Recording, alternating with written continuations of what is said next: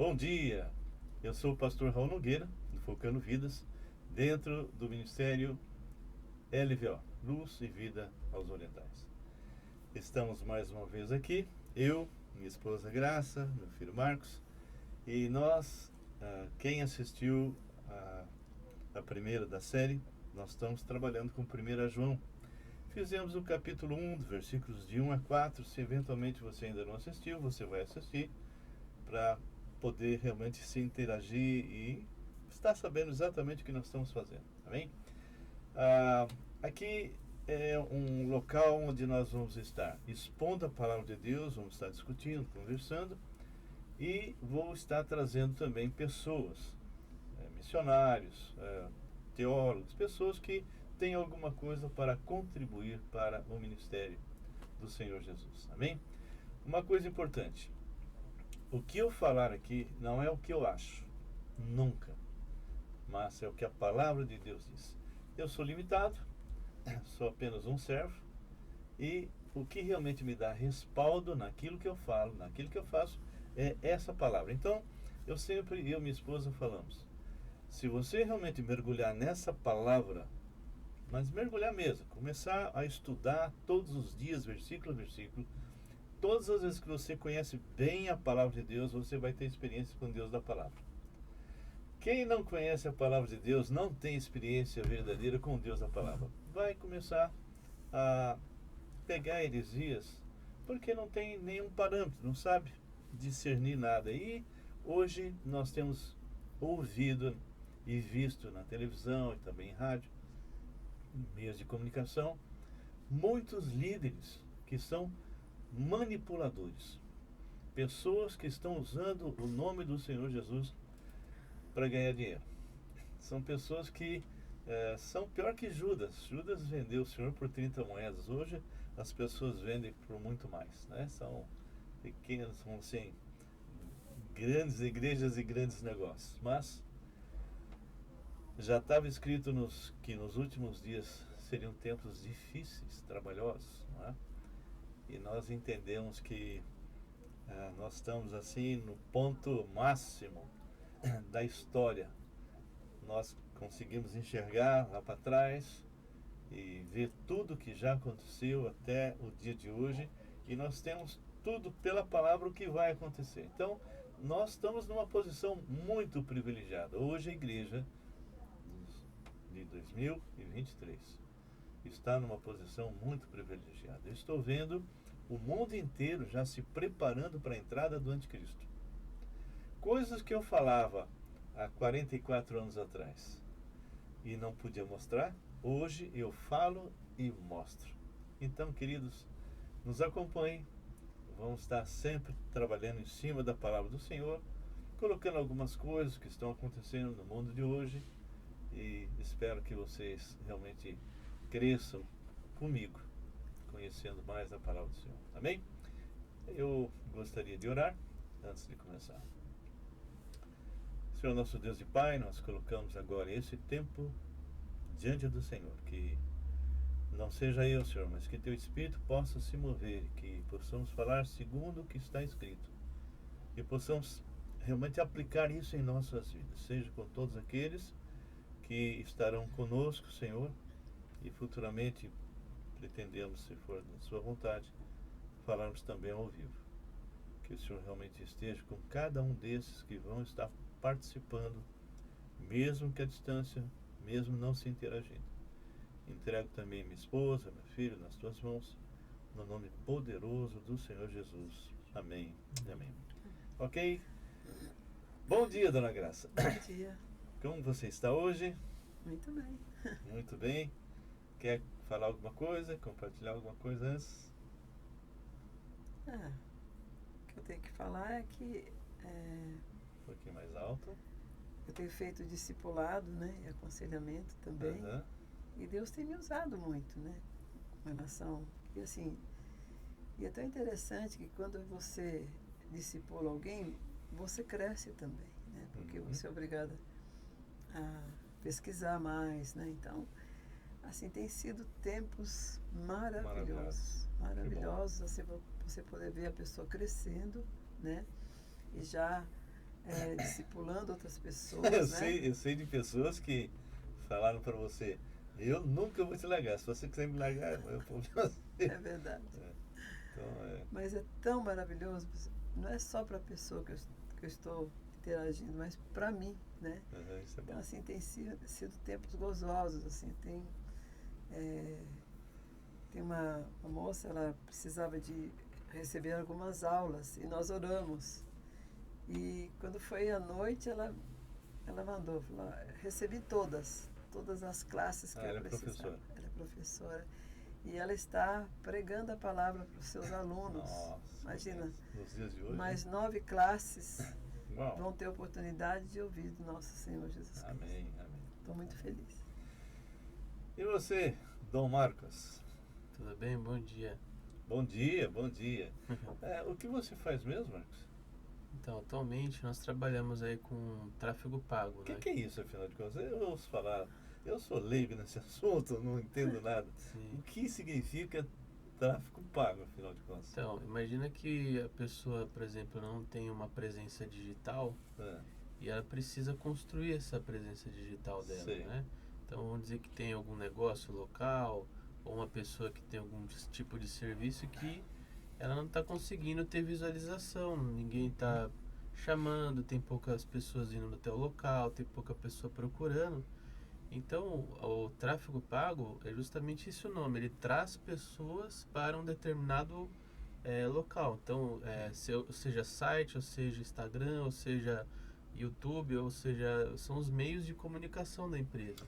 Então você se torna um facilitador para aquele que vai vender o seu produto. Exatamente. Então, assim, se a pessoa muitas vezes ela não tem nada de presença digital, a gente começa, que a gente chama de esquentar o público, né? Então, se o cara é um barbeiro, por exemplo, a gente coloca no raio de 1 quilômetro, todas as pessoas que estão ali naquele meio, né, naquela região, começam a receber propagandas desse barbeiro. E aí... E se alguém quiser entrar em contato com você, o que põe? Olha, pode ser através do meu site, que é o mktultra.com.br, ou pode ser através do meu telefone, que é o 11 9 4723 1984. Ok, muito bom. Ok, pessoal, nós estamos aí caminhando em cima de 1 João. 1 João é interessantíssimo porque fala a respeito de comunhão. As pessoas, por não saberem disso, imaginam, por exemplo, que o versículo 9, que fala, se confessarmos os nossos pecados, ele é fiel e justo para nos perdoar os pecados e nos purificar de toda injustiça, como se esse versículo fosse para a salvação. Não. Todo o capítulo 1 fala sobre comunhão, restaurar comunhão.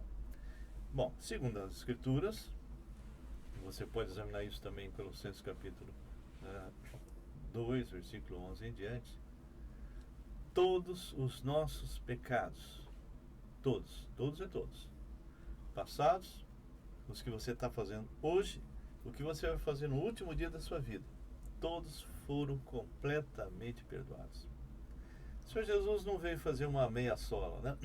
Ele vai para a cruz e morre, ressuscita, e depois vira e fala assim, bom, agora vocês vão ter que dar um jeitinho de se ajudar, porque eu fiz até aqui, até o momento em que você se converteu, agora o resto vocês se viram, não é? Não, isso seria mérito, não tem nada a ver com a obra de salvação, mas muita gente pensa isso, né? Não. Quando você recebeu Jesus Cristo, o Senhor Jesus te limpou, ele retira. Eis o Cordeiro de Deus que tira o pecado do mundo. Então, essa fábrica de pecados que nós temos, que muitos pastores hoje não pregam sobre pecado, porque diminui o ganho, né? Não confronta mais, mas aquela pessoa que quer realmente ser bíblica, ela vai confrontar. E é óbvio que aquele que está em pecado vai pular, ou ele se arrepende ou cai fora. Eu não estou muito preocupado com isso, porque o meu alvo é que essa pessoa seja transformada. E alguém que simplesmente está sendo um amigo do Evangelho, ou frequenta um determinado lugar só porque tem amigos e tal, infelizmente ele pode ficar 50 anos lá, dando dízimo, oferta, frequentando tudo, vai morrer, vai para o inferno. Então, não é o lugar que ele frequenta ou o que ele faz que muda o que ele é Jesus. Se ele não nasceu de novo, esquece. Agora, se nasceu de novo e não cresce, aí vem disciplina, porque Deus não é bobo. Então, como é que funciona? Você aceitou Jesus, você está caminhando, e hoje você cometeu um pecado. Então, eu de repente fiz alguma coisa com a minha esposa, que ela magoei, não é? E ela ficou triste, e o Espírito começa a me incomodar. Quando eu peco, eu quebro a comunhão com o Pai. Não tem nada a ver com salvação. É o que está escrito aqui, nós vamos ver. Quando eu peco, eu quebro a comunhão com o Pai. Então o que eu tenho que fazer? Senhor, eu confesso que ontem eu ofendi a minha esposa, eu magoei a minha esposa. Eu me arrependo e me aproprio do perdão que o Senhor já me deu na cruz do Calvário. E vou a ela e diz, Graça, você me perdoa? Mas e se ela não perdoar? Aí já é um problema dela com Deus. Ok? Então, nós temos que entender que quando Deus nos olha, Ele nos olha completamente limpos. Colossenses 2, nós vamos ter a oportunidade de ver 11 em diante, fala que o inscrito de dívida que era contra nós foi rasgado. Vamos imaginar que alguém roubou uma galinha lá, né? Prenderam lá no interior da graça lá para fazer isso. Prenderam o cara, puseram na cela, né? No passado, em alguns casos, eles colocavam em cima da cela, ladrão de galinha, né? 15 dias de prisão. E quando chegou o 15º, o carcereiro vai lá, retira aquele inscrito de dívida, rasga e solta o cara. Então, quando o Senhor Jesus Cristo morreu, Ele ressuscitou e entregou para nós de graça a salvação, e eu me arrependi e convidei Jesus Cristo para ser meu Senhor e Salvador de verdade, não de boca, não como algumas pessoas fazem de forma meramente emocional, e ele realmente de forma consciente, não, eu sou pecador, Jesus é o único nome pelo qual importa que eu seja salvo. Se ele realmente fez isso, o inscrito de dívida dele é rasgado para sempre. E Deus o Pai, quando olha limpo, sempre. E Ele é teu Pai. Só que quando você peca e você não se arrepende, aí vem a disciplina. Ok? Comentário? É interessante que eu estava pensando a mesma coisa, porque eu tinha uma discípula, eu estava discipulando e aí você entrou na sala e falou assim, quantos pecados Jesus te perdoou? Ela falou, até o dia que eu me converti. Ela falou, então o restante você vai ter que levar isso, né? Eu falei, não, senhora, Jesus já rasgou, né, o escrito de dívida que era contra você. Né? Agora você está livre. Então agora eu posso fazer o que eu quero. Posso deitar e rolar, posso pecar à vontade. Já estou salvo? Não é assim. Não. Então como é que é isso? Você tem que ter uma vida santa, né? A Bíblia fala, eu sou santo, sede santos porque eu sou santo. Nem Pedro fala isso, né? Então, quando eu peco hoje, eu quebro a comunhão, e se eu fizer isso, eu abro brecha para espíritos malignos virem perturbar, do lado de fora. Não mais dentro, né? Antes de me converter, eu podia ficar até possesso, né? Mas depois que o Espírito Santo passa a habitar em mim, então a coisa é diferente. Ou seja, ele pode me oprimir, pode me influenciar, pode ficar com obsessão, mas o Senhor me deu autoridade, me deu poder para repreender em nome de Jesus. E a palavra fala, repreenda, né? O diabo que foge, tá bom? Ele que tem que fugir. Ok, então só recordando que nós já falamos no versículos, capítulo 1, versículo de 1 a 4, nós vimos que o João, que era, vamos dizer, o mais íntimo do Senhor Jesus, aquele que deitou no seu ombro, deixou bem claro que ele havia visto o Senhor, ouvido, apalpado, né? O verbo da vida. E por que ele está falando isso? Nós já falamos sobre o gnosticismo, né?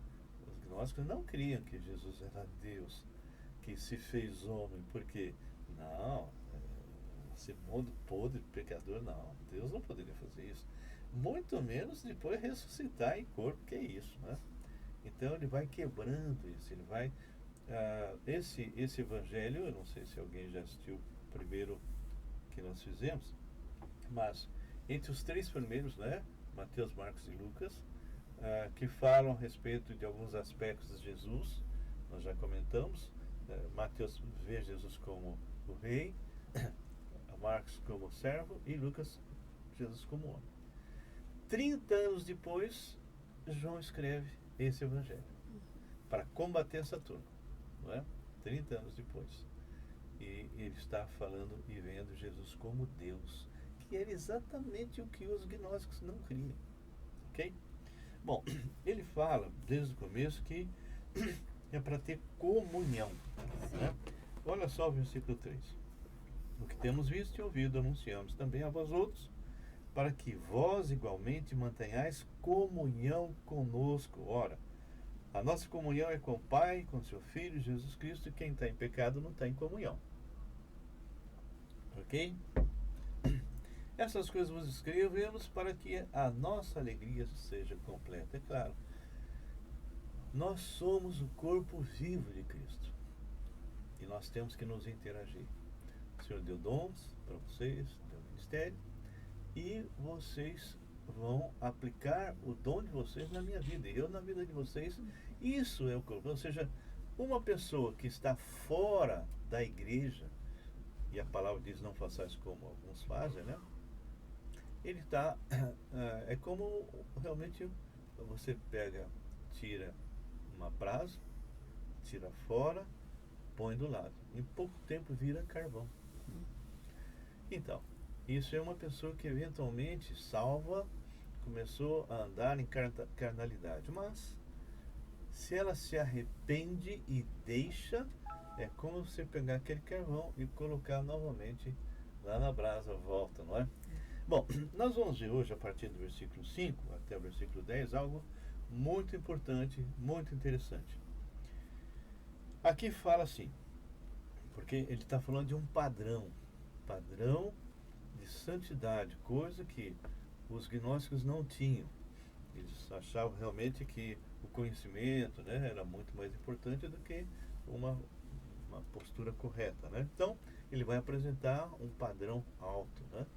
E ele vai começar, e eu vou falar daqui a pouco, sobre sinais de pessoas que realmente são mentirosas, que estão dentro de 1 João. Nós vamos ver isso agora. Marcos, lê para mim, versículo 5, por favor. Ora, a mensagem que da parte dele temos ouvido e vos anunciamos é esta, que Deus é luz e não há nele trevas nenhuma. Muito bem. O que você entendeu? Você tem como nos dar um significado só desse versículo 5?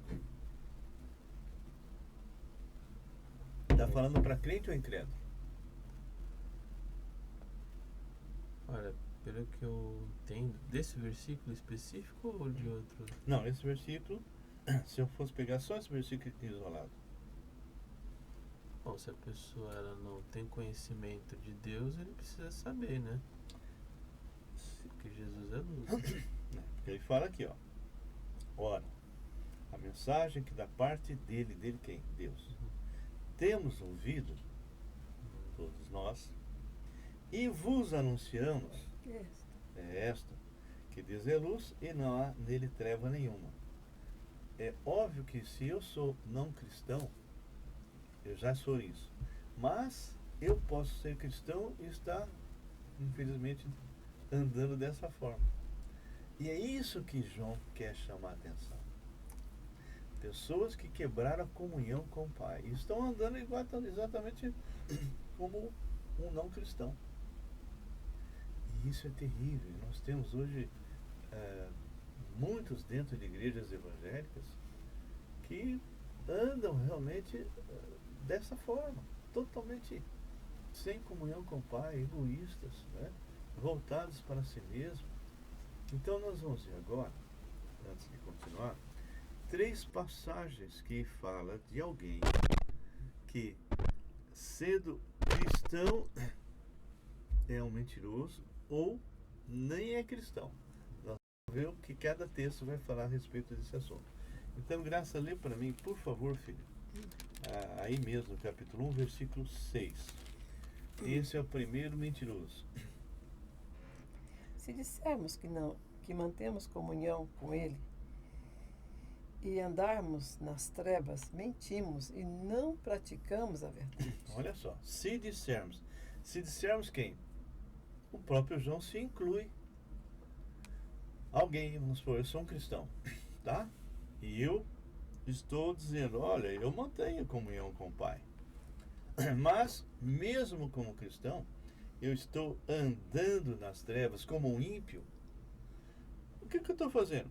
Estou chamando o Senhor de mentiroso. Estou passando uma imagem para as pessoas que não é correta. Então, esse diz, se dissermos que mantemos comunhão, porque é impossível você manter comunhão com alguém, com Deus, se você não é crente. Já começa aí. O ímpio não tem comunhão. Né? Mas, se você não está em comunhão, é porque você está andando segundo o mundo. Né? Lembra de Romanos 12, versículo 1 e 2, que fala que nós temos que prestar um culto racional, né? Não nos amoldando Não a um esse culto mundo, morto, né? Mas um culto e vivo, né? vivo. Não tomando a forma desse mundo. E ele fala que nós temos que renovar a nossa mente. Como é que eu renovo a minha mente no sentido espiritual? Mergulhando nessa palavra. Então, nós temos aí, se dissermos que mantemos comunhão com Ele e andarmos nas trevas. Ó, João está dizendo, eu mesmo, João. Eu mesmo, João. Se eu falo que eu tenho comunhão com o Pai e eu ando nas trevas, mentimos. Ele não fala, vocês ímpios mentem, não. Ele está falando para nós. Esse capítulo 1 aqui é para crente. Mas ele vai fazer algumas ressalvas aí, né? Sim. Leia para mim, por favor, 1 João 2,4, Marcos. 2:4. Tá aí mesmo. Nós vamos depois estudar isso aqui mais de perto. Aquele que diz, eu o conheço e não guarda os seus mandamentos, é mentiroso, e nele não está a verdade. Opa. Ó. Aquele que diz eu conheço, ou seja, aquele que diz eu tenho intimidade. A palavra fala que José não conheceu Maria até que nasceu Jesus. Esse conhecer é no sentido de ter tido intimidade com Maria. Depois que nasceu Jesus, aí eles tiveram filhos e filhas. Muito bem. Sim. Esse conhecer é ter uma intimidade com o Pai muito profunda. E ele fala, aquele que diz, ele está falando de uma pessoa, aquele que diz, eu conheço, ou seja, eu tenho intimidade, e não guarda, ou seja, não obedece os seus mandamentos, é mentiroso e nele não está a verdade, é lógico. E não está a verdade mesmo, está andando em mentira. Graça, lê para mim, por favor, o 1 João 2,22.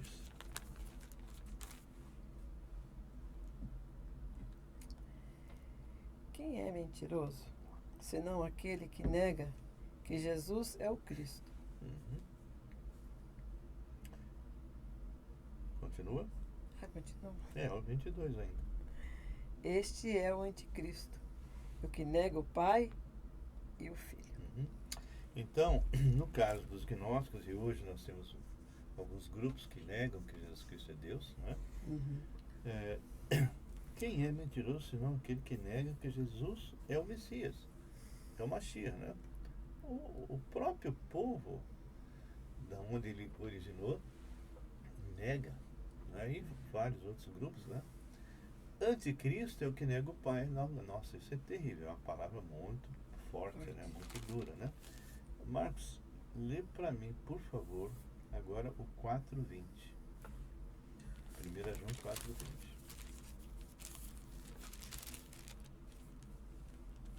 Olha só o que vai falar aqui. Se alguém disser, amo a Deus, e odiar a seu irmão, é mentiroso. Pois aquele que não ama o seu irmão, a quem vê, não pode amar a Deus, a quem não vê. Muito bem. Você percebe que são coisas muito claras, né? Como é que eu posso afirmar que eu amo a Deus se eu não amo meu irmão? Bom, tudo isso nós vamos estudar futuramente, nós vamos passar versículo a versículo. Então agora eu quero começar a ler os versículos na sequência para a gente entender até o versículo 10. Bem, então nós já vimos que de 1 a 4 ele está falando da importância de ter comunhão com o Senhor, um Deus vivo, um Deus que ele viu, apalpou, ouviu, não é? Isso é algo tremendo. Você já imaginou a experiência de João? Agora é interessante que ele fala, né? O que era desde o princípio e o que temos ouvido. Ou seja, o Senhor continuava aparecendo para João e compartilhando, tanto é que inspirou ele não só 1º, 2º, 3º João, mas também Apocalipse, não é? E aí ele começa no versículo 5. Ora, depois que ele fala de comunhão, ele fala, ora, a mensagem da parte dele, olha só, a mensagem que da parte dele temos ouvido. Continua ouvindo. E vos anunciamos a essa. Então ele está falando para aquele grupo lá que está recebendo essa epístola, dizendo, olha, a mensagem que eu tenho ouvido da parte dele. E vos anunciamos esta, que Deus é luz. Lembra que Jesus disse, eu sou a luz do mundo? Tá. E não há nele treva nenhuma. Então, ele é perfeita luz, plena luz, não é? E aí vem a condição. Se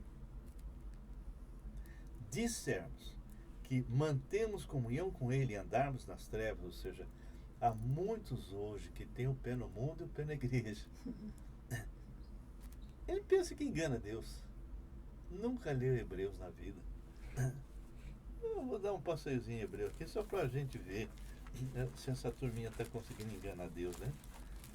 Hebreus é uma passagem fortíssima, né? Lá no versículo 4, vou começar no versículo 12. Porque a palavra de Deus é viva e eficaz, e mais cortante do que qualquer espada de 2 gumes, e penetra até o ponto de dividir a alma e espírito, juntas e medulas, apta para discernir os pensamentos e propósitos do coração. Olha agora a paulada. E não há criatura que não seja manifesta na sua presença, pelo contrário. Todas as coisas estão descobertas e patentes aos olhos daquele a quem temos de prestar contas. Uau! Pesada, né, Marcos? O que você acha dessa passagem? E que nos leva a pensar? Que a gente vai prestar conta, né? Tudo que a gente faz. Então, tem que tomar cuidado, né? Porque as pessoas não veem Deus e acham que não está nem sabendo, não está nem ouvindo, né? Deus conhece o diabo não, mas Deus conhece o teu pensamento, o teu propósito. Quantas pessoas vão fazer negócio com Deus na igreja? Nas igrejas locais, né? Esses pregadores mentirosos, dê R$1.000 que você vai ganhar 10 mil, 20 mil, né? É Caixa Econômica. Caixa Econômica. Então nós temos que tomar cuidado com doutrinas falsas, doutrinas de homens, pessoas aproveitadoras que estão manipulando, usando o nome do Senhor Jesus para ganhar muito, né? E estão ganhando, né? Estão ganhando por enquanto. Se, olha outro se, versículo 7. Se, porém, andarmos na luz, ou seja, caminharmos com Cristo, permanecermos nele. Se, porém, andarmos na luz como Ele está na luz, mantemos comunhão uns com os outros. Então, eu estou dizendo para crente. Lembra que eu falei que esse capítulo é todo de comunhão. Se eu ando com Cristo, porque eu sou pecador, apesar de salvo, eu tenho a natureza decaída. Só que Romanos, capítulo 6, fala que o pecado não tem mais domínio. Bom, vamos um passagezinho aqui em Romanos.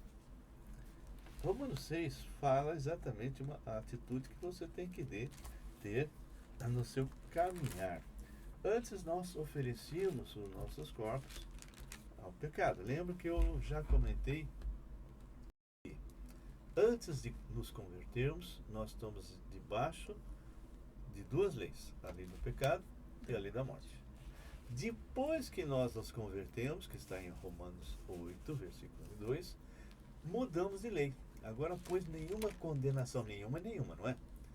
Agora, pois, nenhuma condenação há mais para aqueles que estão em Cristo Jesus, porque a lei do Espírito da vida em Cristo Jesus te livrou da lei do pecado e da morte. Bom, então no capítulo 6, aqui no versículo 6 diz assim: sabendo isto, que foi crucificado com ele o nosso velho homem, natureza decaída, não é? Para que o corpo do pecado seja destruído. Essa palavra destruído não é aniquilado, é impedido de agir. É a mesma que ele vai usar depois lá em Hebreus, dizendo que o diabo foi destruído. É impedido de agir, né? Não é aniquilado. E não sirvamos o pecado como escravos. Então, antes de nascermos de novo, nós servíamos o pecado como escravos. Nós temos uma natureza decaída que é uma fábrica de fazer erro, uma fábrica de fazer pecados. Não é porque eu peco que eu me torno pecador. Não, é porque eu sou pecador, é que eu peco. Porquanto quem morreu justificado está do pecado. Então, cada um de nós temos que pensar, bom, já morri com Cristo? Já, então tudo bem, o Senhor me declarou justo. Ora, se já morremos com Cristo, cremos que também com Ele viveremos. É a bendita esperança na ressurreição. Nós cristãos temos que ter, sempre vou morrer falando isso, as três marcas: uma fé operosa, uma fé em ação, um amor abnegado, um amor de dar-se, e uma viva esperança na volta de Cristo. São as marcas que nós encontramos em 1 Tessalonicenses capítulo 1, versículo 3. E aqui ele fala: sabedores que, havendo Cristo ressuscitado dentre os mortos, já não morrem. A morte já não tem domínio sobre ele. Pois quanto a ter morrido de uma vez, ou seja, Jesus não morreu várias e várias vezes, né? Foi uma única morte para sempre e com efeito universal e eterno, né? Sabedores que havemos Cristo ressuscitado dentre os mortos já não morre. A morte já não tem domínio sobre ele. Pois quanto a ter morrido de uma vez, ele fala várias vezes isso lá em Hebreus, para sempre morreu para o pecado. Mas quanto a viver, vive para Deus. Ele volta à presença do Pai, né? Assim também, agora eu vou fazer uma analogia. Está falando para você, para mim. Assim também vós considerai-vos mortos para o pecado. Ou seja, o Caio estava me falando de uma pessoa que ele foi visitar que estava morta. Se ele chegasse nessa pessoa e falar: olha, eu não gosto de você, viu? Ih, como você é feia. Qualquer coisa que ele falasse, qual seria a reação? Nenhuma. Por isso ele fala: considerar-vos mortos para o pecado, mas vivos para Deus em Cristo Jesus. Agora ele vai começar a falar o que nós devemos fazer e o que nós não devemos fazer. Posso falar uma coisa? Pode falar até duas. Muito interessante. A minha mãe estava internada e tinha uma moça do lado e a gente falando de Jesus para ela. E ela não se convertia. Ela estava com um problema sério que eles não conseguiam encontrar verdadeiramente o motivo dela estar doente, né? Então, muito interessante. Ela ia fazer um exame e aí a enfermeira passou com uma pessoa morta, porque aquela área era de operação de coração, então morria muita gente naquela época, né? Hoje não, porque já está bem adiantado. Aí passou e veio com a mesma maca para levá-la para fazer os exames. Ela falou assim: de jeito nenhum, eu não subo nessa maca. Eu falei: por quê? Porque você passou com aquela mulher morta aqui e você, por que você vai me levar nessa maca? Ela falou: que bobeira, a moça não teve muita... Se eu pegar aquela mulher lá e ir lá com a faca e cortar ela todinha, ela não vai falar nada. Morto é morto, né? Morto é morto. Tá bom. Então eu achei muito interessante. E ela ainda não tinha se convertido, né? E a gente falou de Jesus, ela se converteu. Aí você falou para ela, né? Você tem alguma pessoa que você não consegue perdoar? Você tem algum problema com algum? Ela falou, só se for meu marido e meu pai, né? Aí ela confessou o seu pecado a Deus, né? E ela foi curada, ela foi embora. Porque ela tinha 27 anos e pesava 26 quilos. somatizando, né? Porque ela foi emagrecendo e tal. Então ela ia morrer mesmo, né? Por causa do seu pecado. Depois, outro dia, eu vou contar a história daquela outra mulher que nós tivemos no hospital. Sim. Tá bom? Ok. Então, no versículo 12, diz aí em Romanos 6:12: Não reine, portanto, o pecado em vosso corpo mortal. Não reinar, ou seja, que o velho homem não seja o seu rei, né? Não domine. Portanto, o pecado em vosso corpo mortal, de maneira que obedeçais às suas paixões. Porque o velho homem quer nos arrastar. É o que acontece com o ímpio, né? Ele é movido pelas suas paixões, né? Nem ofereçais, você percebe que é uma decisão? Está falando de crente aqui. Nem ofereçais cada um os membros do seu corpo ao pecado como instrumentos de iniquidade, mas oferecei-vos a Deus como ressurretos dentre os mortos e os vossos membros a Deus como instrumentos de justiça. E aí o 14 é a paulada final, né? Porque o pecado não terá domínio sobre vós, pois não estáis debaixo da lei, sim da graça. Ou seja, o velho homem não tem mais domínio. Quando você peca hoje como crente, você está pegando consciente. Nós pecamos, sabe que está dando a mancada e dá, né? Mas voltando para 1 João, ele está falando no versículo 7. Se, porém, andarmos na luz, ou seja, caminharmos com Cristo, como Ele está na luz, e Ele é a própria, mantemos comunhão uns com os outros, e o sangue de Jesus, seu Filho, nos purifica de quantos pecados? De todo pecado. Então, o sangue de Jesus, segundo Hebreus, ele resolve o problema do pecado e da culpa. Tá? E o velho homem, quem resolve isso é a cruz. Depois, um dia, nós vamos falar sobre Colossenses 2:11 em diante. Então, é uma obra completa. Tá? Nosso velho homem é colocado na cruz. Aí ele fala, aí que entra o se. Se dissermos que não temos pecado nenhum, a nós mesmos nos enganamos e a verdade não está em nós. Ou seja, quando eu me converto, eu nasci de novo, eu passo a ter duas naturezas. Só que a natureza decaída, adâmica, não tem mais, conforme nós lemos Romanos 6, não tem mais domínio sobre mim. E o Espírito de Deus é que me conduz, é Ele que me leva. E quando, eventualmente, eu, por não estar realmente cheio de Deus, cheio do Espírito, eu piso na bola, o Espírito me incomoda. Se eu sou sensível ao Espírito, eu me arrependo na hora, acerto com Deus, restauro a comunhão, o inimigo não tem mais vantagem. Mas se eu não faço isso, eu vou acumulando pecado sobre pecado. Vou enchendo um saco de bolacha de pecado. E o meu coração começa a ficar endurecido, insensível. Né? Aí é que Deus vai começar a olha, cuidado, vai pôr na mão, né?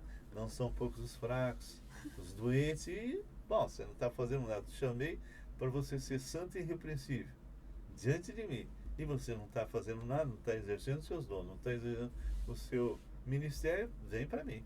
Né? Mas, infelizmente, tem muitas pessoas que não sabem nem os seus dons. Né? Muitos. Então, muitas vezes, a pessoa fica até com inveja da outra, porque a outra está na igreja, está sendo útil, né? Por que eu não sou usado? Porque você não sabe qual é o seu dom. Né? Então, é muito importante isso, né? Você...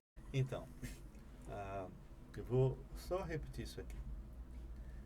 Se dissermos que não temos pecado nenhum, a nós mesmos nos enganamos e a verdade não está em nós. Muito bem. Se eu tenho uma natureza decaída, fatalmente eu vou pecar. Só que, conforme nós vamos estudar mais à frente, no capítulo 3, para nós que somos cristãos, o pecado é um tropeção. Se eu estou continuamente pecando, eu não sou realmente filho de Deus. E se nasci de novo, não cresci, e com certeza Deus vai me disciplinar. Hebreus fala que se, vamos por 10 pessoas estão cometendo os mesmos pecados, 9 realmente começam a ser disciplinados, e um não, esse que não é disciplinado é bastardo, não é filho. Tá? Agora, alguém me perguntou, mas como é que eu vou saber? Com respeito a isso, se o que eu estou fazendo, né? Como é que eu tenho discernimento? Será que eu nasci de novo, né? Abra comigo, se vocês quiserem, Romanos 8. Romanos 8 é muito claro com respeito a isso, tá? Abram lá. Vocês já devem ter ouvido pessoas falando assim: você é crente, mas você ainda precisa receber o Espírito Santo, né? Não existe meio crente. Ou você é ou não é. Se é, você já é santuário do Espírito Santo. Você pode não estar cheio do Espírito. Você pode não estar crescendo por não estar mergulhando na palavra de Deus, não estar sendo discipulado, mas isso é assim, imutável. Okay? Você já imaginou, Graça, como é que é o céu para aquelas pessoas que perdem a salvação? A palavra fala que cada vez que alguém se converte, a alegria no céu, aleluia, né? Aí o pessoal perde a salvação, aleluia. Imaginou isso no céu? Isso é brincadeira, mas é o que eu imagino, não é? Bom, no capítulo 8, então, fala assim, vou ler a partir do versículo 6, tá bom?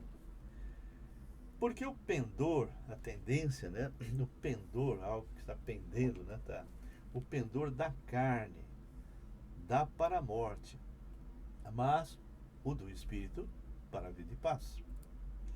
Por isso, o pendor da carne é inimizade contra Deus, pois não está sujeito à lei de Deus, nem mesmo pode estar. Claro.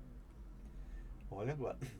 Portanto, os que estão na carne não podem agradar a Deus. Então, você está na carne, você não agrada a Deus. Agora, o versículo 9 é um versículo muito forte. Vós, porém, não estáis na carne, porque ele está escrevendo para crente. Vós, porém, não estáis na carne, mas no Espírito. Agora vem uma ressalva. Se de fato o Espírito de Deus habita em vós. Está claro isso? Ele está deixando bem claro. Se de fato o Espírito de Deus habita em vós. E se alguém não tem o Espírito de Cristo, esse tal não é dele. Se, porém, Cristo está em vós, o corpo, na verdade, está morto por causa do pecado, mas o Espírito é vida por causa da justiça. Ou seja, quem é de Jesus, mesmo que ele saiu fora dos trilhos, ele tem sinal de vida. Mas como é que eu sei que eu tenho? Olha só o que está escrito no versículo 14, diz assim: pois todos os que são guiados pelo Espírito de Deus são filhos de Deus. A palavra aqui é huios, filho, que é maduro. Vou ler de novo. Pois todos os que são guiados pelo Espírito de Deus são huios, são filhos de Deus, ou seja, maduro. Por quê? Não recebeste o espírito de escravidão para viveres outra vez atemorizados, mas recebestes o espírito de adoção baseado no qual clamamos Abba, Pai. Olha o versículo 16, lê para mim, Graça, bem alto. O próprio Espírito de Deus testifica com o nosso espírito que somos filhos de Deus. Uau! Vou dizer de novo. O próprio Espírito testifica com o nosso espírito que somos filhos de Deus. E aqui a palavra filhos não é mais huios, porque quem fica em dúvida, será que eu sou salvo?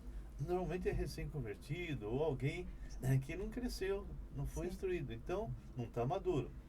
Quem fala isso é técnon, a palavra criança aqui, né?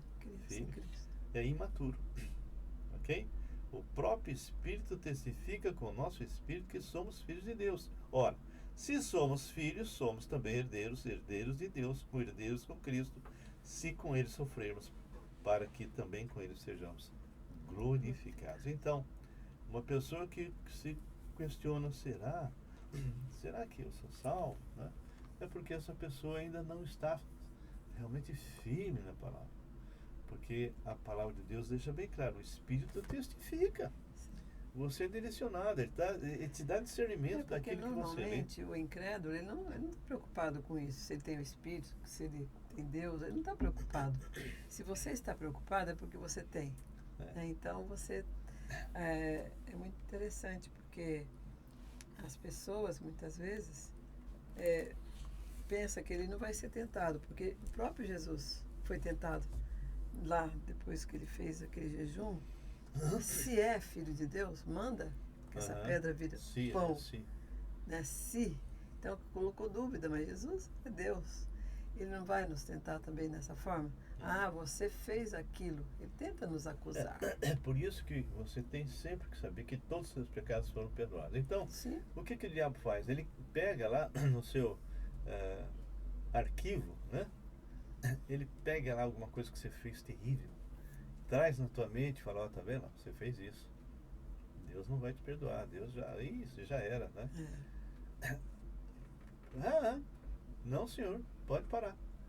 O Senhor, por isso que eu falo, se você conhece a palavra, você sabe como se defender. Não, peraí, meu filho, peraí. Ele já me perdoou de todos os meus pecados. Todos, tá? Mas como você pode se defender? É só através da palavra. Como Jesus se defendeu, vamos dizer assim, pela palavra, né? Está escrito. Né? Então, está escrito, né? A esse respeito. Ontem é que em João capítulo 6, bem no final, fala que aquelas pessoas que são do Pai, né? Que o Pai separou, elas veem Jesus como Deus. Então, por exemplo, aquela pessoa que só vê Jesus, Jesus é um homem bom, um profeta, tal. Essas pessoas nunca entenderam. Agora, aquela pessoa que vê Jesus como Deus, como Criador, essa realmente tem o Espírito Santo. Amém. E testificou, assim como os discípulos que não entenderam muito bem quando Jesus falou daquela questão lá da ceia, né? Comer carne, beber sangue.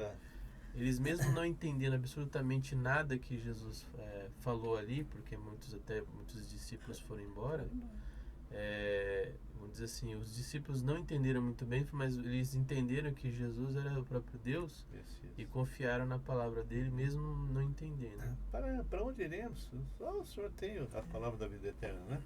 Então, eu vou ler só o 8 de novo e vou para o 9.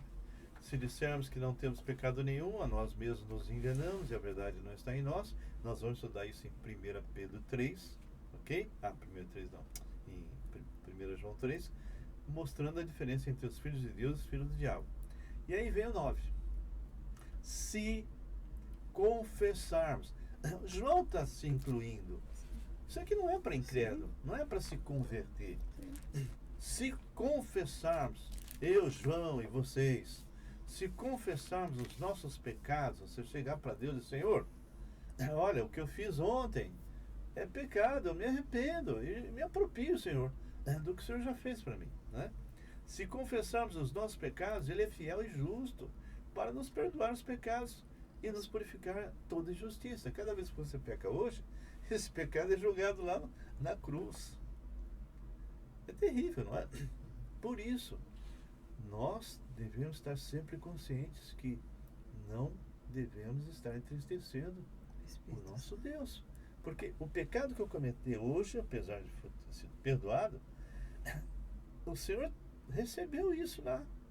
Então, tem que ser um tropeção. Seria bom ilustrar, eu gosto muito dessa ilustração. Por exemplo, você briga com a tua mãe ou com o teu pai e você fala, vou embora de casa, eu não quero mais saber de você.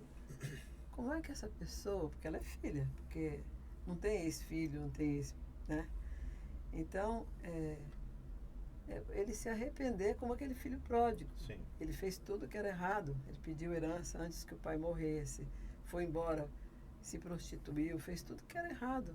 Mas quando ele começou a passar fome, acabou o dinheiro, começou a passar fome, ele lembrou, ele não queria nem mais ser chamado de filho, né? Ele falou, eu vou ter com meu pai porque os seus empregados têm pão e eu estou morrendo de fome, né? Aí o pai viu ele de longe, né? E o pai já estava preparado, porque ele sabia que ele iria voltar, né? E Filho pródigo, filho gastão, né? filho gastador, né? Então, Bem, eu só vou fechar o versículo 10, sim. que diz assim: se dissermos que não temos cometido pecado, fazemos-lo mentiroso e a sua palavra não está em nós. Então, ele fala no versículo 8, se dissermos que não temos pecado nenhum, a nós mesmos nos enganamos e a verdade não está. Olha como isso é importante para nós crentes. Aí ele vem com o versículo 9, que é a saída para a gente restaurar a comunhão. Se confessarmos os nossos pecados, ele é fiel e justo para nos perdoar os pecados e nos purificar de toda justiça. E ele, no versículo 10, se dissermos que não temos cometido, ou seja, ele dá um reforço no que ele falou no 8. Olha como isso é importante. Sim. Se dissermos que não temos cometido pecado, fazemos-lo mentiroso e a sua palavra não está em nós. Bem, me perguntaram mas qual a disciplina? O Senhor, ele começa devagarzinho, ele começa a te incomodar, não é? Entristecer. Né? E usa pessoas. Você vai numa pregação, ele começa a pregar, que incomoda, você começa a fugir dos cultos e tal, né? Não vai na igreja. Não vai na igreja. Não vai na ceia. Se é ceia, então tá fora. Eu tenho um caso para contar disso da ceia, sério, viu? Eu não sei se vai dar tempo, mas veja bem, a palavra fala, vamos abrir lá em Coríntios, e eu quero fechar com isso. Vou fechar com isso.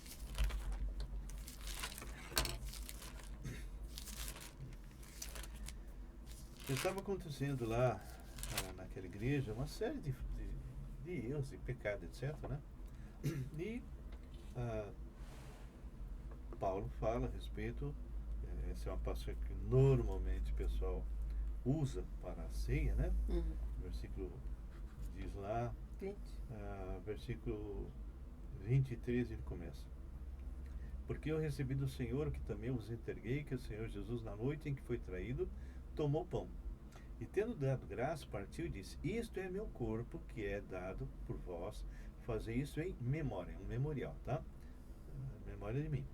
Por semelhante modo, depois de haver ceado, tomou também o cálice, dizendo: este cálice é a nova aliança no meu sangue. Fazer isso todas as vezes que beberes em memória de mim. Porque todas as vezes que comerdes esse pão, beberdes o cálice, anunciai a morte do Senhor até que ele venha. Então, era algo para lembrança, né? E ao mesmo tempo o quê? É uma promessa, é uma profecia, até que ele venha. Por isso, aquele que comer o pão ou beber o cálice do Senhor indignamente, será réu do corpo do sangue do Senhor. Eu vou contar uma historinha, não sei se dá tempo, mas vou tentar. Tinha uma pessoa que começou a namorar, ele era líder, começou a namorar uma moça muito bonita, muito bonita. E levou para pessoas pregarem. Então, o Manuel Cunha pregou, trouxe para mim, eu preguei, e essa menina se convertia, né? Aí levou, bom, agora estou feito. Levou a menina na igreja e naquele dia tinha culto e tinha ceia. E ela foi na frente e deu testemunho. Eu orei, recebi Jesus. A pessoa faz de boca para agradar alguém, né? Muitas vezes. Tá bom, ela senta e aí o pessoal distribuindo ceia. E ela pega e toma. De repente começou a passar mal. Aí 2 médicos que nós tínhamos lá passaram a mão nela, levaram, tinha um quarto lá, puseram ela no chão. Quem que tá vendo o que aconteceu? Ela falou: eu enganei vocês, eu sou espírita. Bom, então tomou a ceia dignamente, né? Não é nem para não ir na ceia e nem tomar a ceia errado, vai se arrepender, né? Sim. Aí ele fala: eis a razão, ou seja, pessoas que estão em pecado. Eis a razão porque há entre vós muitos fracos, doentes e não poucos os que dormem. Tá bom? Ok. Porque se nós julgássemos a nós mesmos, não seríamos julgados. Mas quando julgados, somos disciplinados pelo Senhor para não sermos condenados com o mundo. Assim, pois, irmãos meus, quando vos reunis para comer, esperar uns pelos outros. Se alguém tem fome, come em casa, a fim de não reunir-lhes para juízo. Quanto às demais coisas, eu as ordenarei quando for ter composto. Então, vou só ler novamente isso aqui. Eis a razão, ou seja, pessoas que estão em pecado. Eis a razão, porque há entre vós muitos fracos e doentes, e não poucos os que dormem, ou seja, ele leva embora. Então, pecado é assim. Eu sei que eu estou pecando, já falei, pecado não tem mais domínio, né? Sou consciente, não me arrependo, aí eu acabo acumulando pecado sobre pecado, e Deus incomoda, manda alguém, aí ele começa você sabe que aquilo que está acontecendo com você é disciplina. É disciplina. E aí, se você não se arrepende, a coisa vai piorando. Bem? Bom, a gente volta talvez a falar um pouco mais sobre isso, sobre a respiração espiritual, Sim. que é muito importante. Nós vamos estar encerrando. Tem alguma palavra, Marcos, que você gostaria de finalizar? Eu acho que essa parte de você... essa parte da gente realmente ter a certeza, né, da nossa salvação é uma coisa muito importante, né? Uhum. E a gente também está sendo coerente com aquilo que a gente prega, né? Então, se a gente falar que a gente é de Deus, então a gente tem que viver uma vida, vamos dizer assim, que demonstre isso, né? Uhum. E isso também serve como testemunho, né, para as outras pessoas. Graça. Então, assim, eu gosto muito do livro da Epístola, né, de João, porque ele questiona muito, né? Se você não tem comunhão, você não é dele. Sim. Né? Então, é muito importante você estudar João, porque você vai ter certeza de muitas coisas que talvez você tenha dúvida, né? Então, é muito importante você ter essa verdade, né, no seu coração, porque quando o inimigo vier, né, cochichar, você fala, não, você é o mentiroso, eu sou de Deus. Muito bem, muito bem, muito bem. Nós estamos encerrando mais um tempo aí com o Senhor, com os meus irmãos. E se você gostou, se prepare para assistir a próxima e compartilhe, não é? Nós também temos ao vivo toda quarta às 17h30 e sábado 18h30 nós estamos ao vivo no Face. E tudo que nós colocamos ao vivo no Face nós também colocamos no YouTube, Raul Nogueira Canal, ok? Que Deus o abençoe. Espero que você tenha sido edificado com essa palavra e nós futuramente vamos ter uma oportunidade de estarmos interagindo e você poderá fazer entrar em contato com a gente, tá bem? Fique na paz do Senhor e tenha um ótimo dia.